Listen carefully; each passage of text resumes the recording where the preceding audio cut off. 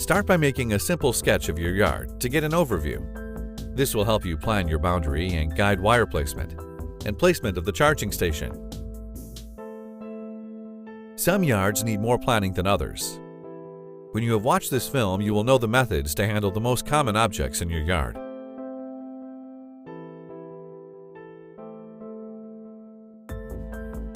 Start by placing out the charging station. Recommended placing is on the main area, on an even and preferably shady spot, not far from a power outlet. Find a level spot to make the docking easier for the mower.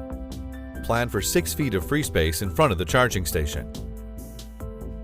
Place it on the ground, but do not secure it firmly yet. Find a weather-protected place for the power supply unit. Plug the power supply into the outlet. Connect the low-voltage cable to the charging station.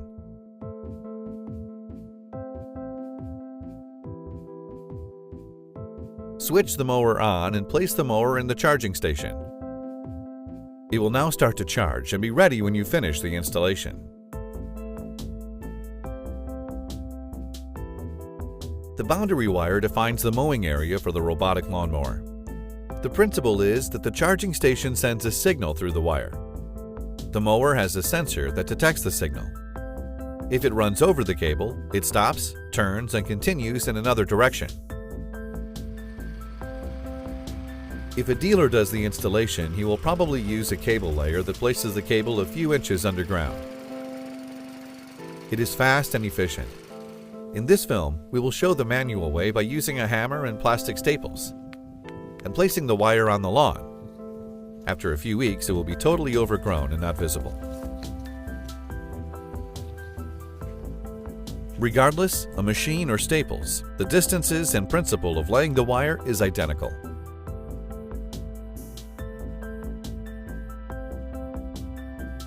Start by securing one end of the wire at the station. Leave 2 feet of extra wire.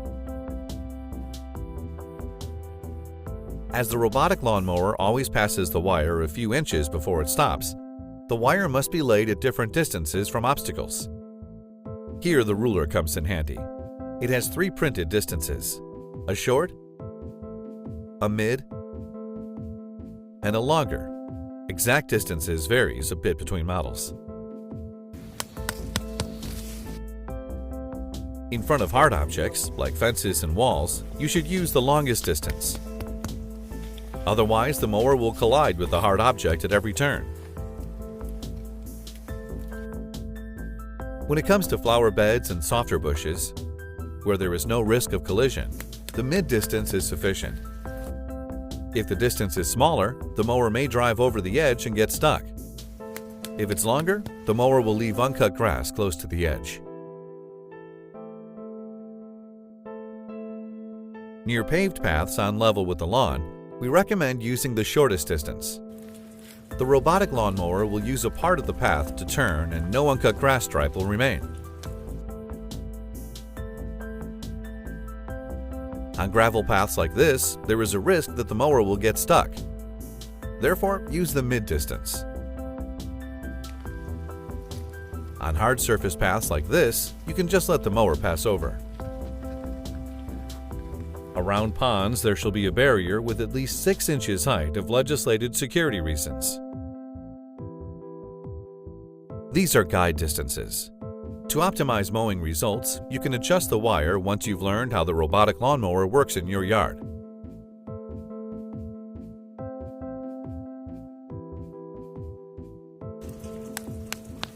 Place the staples on level lawn areas at a distance of about 28 inches. This is a guide distance. If an uneven lawn makes it hang in the air, you will need to use extra staples. Otherwise, there is a risk that the mower will cut the wire. We recommend that you mow the lawn before laying the wire to avoid that is lifted by the grass. This will reduce the amount of staples used. Alternatively, you can also make a few inch deep slit in the lawn with a spade. This is a good option if your lawn is very uneven, or if you want to hide the wire from the start. But even if you lay the wire on the ground, it will be completely overgrown after a few months.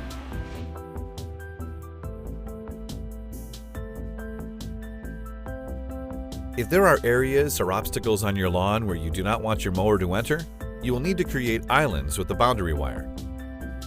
Lay the wire from the border to and around the obstacle. The direction is very important. Do not cross the wire. You should view this as an extension of your boundary wire. If you're coming from right, start on the right side of the obstacle.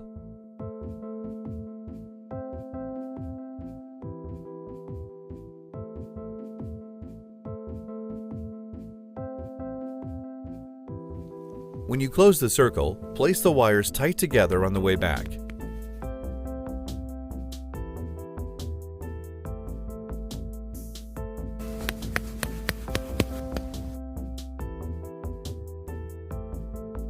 When the wires are placed close to each other, the signal is canceled.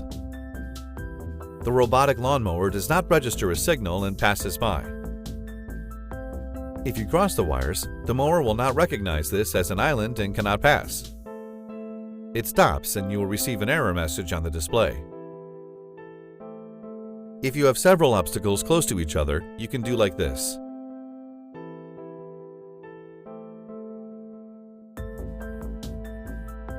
The body cover of Husqvarna Automower is a collision sensor.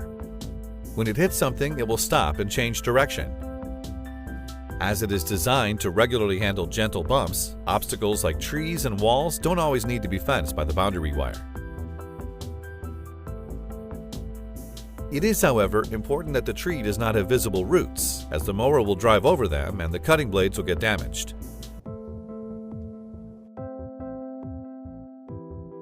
Again, our recommendation is to create a sketch of your yard before you start.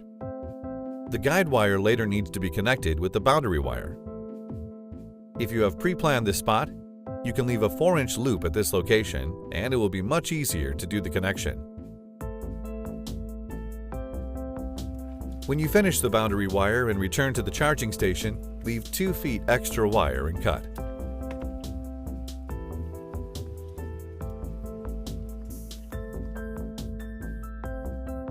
So, now you know the basics of how to place the boundary wire. Maybe you will run into obstacles you don't know how to handle, like fenced areas, narrow passages, etc. This will be handled in the chapter Advanced Installation. But first, you must learn about the guide wire. The guide wire opens a lot of possibilities. It will help the mower find its way to different and more challenging parts of your lawn and return effortlessly to the charging station.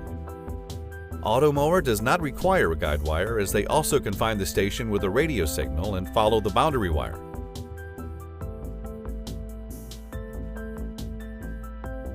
But we recommend to install it anyway, as the mower will find the charging station faster. The installation method varies slightly between models. In general, the cable should start from the rear of the charging station. Leave 2 feet of extra wire and be placed centered under the base plate.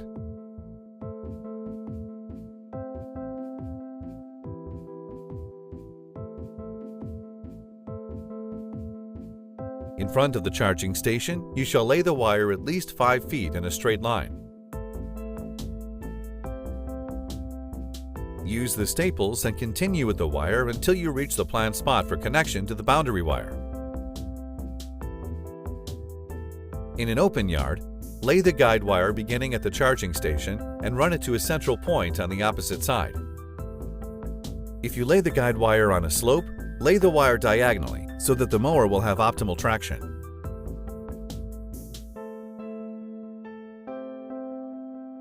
If you plan for the connection spot when you place the boundary wire, you'll have extra wire to connect the guide with the boundary wire.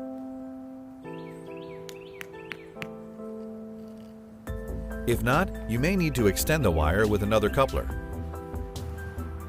Cut the wires. Use a coupler. It has 3 holes. It doesn't matter in which hole you put the wires. And be sure all 3 wires are pushed into the bottom of the coupler. Then squeeze the coupler with pliers. The plug is filled with grease that makes it weatherproof. Secure everything in the lawn.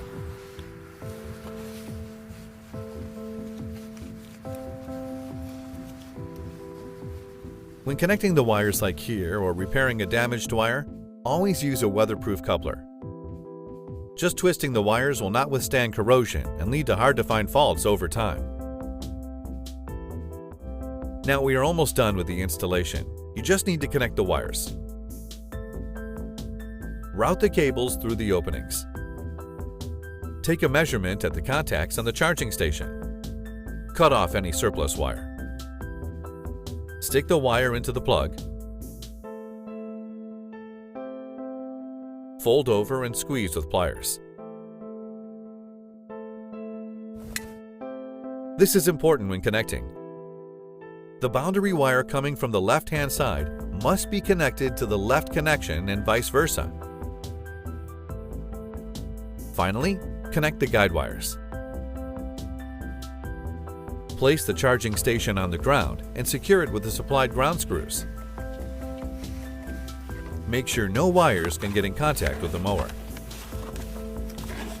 If installation has been done correctly, the LED light in the charging station will glow steady and the mower can start its work.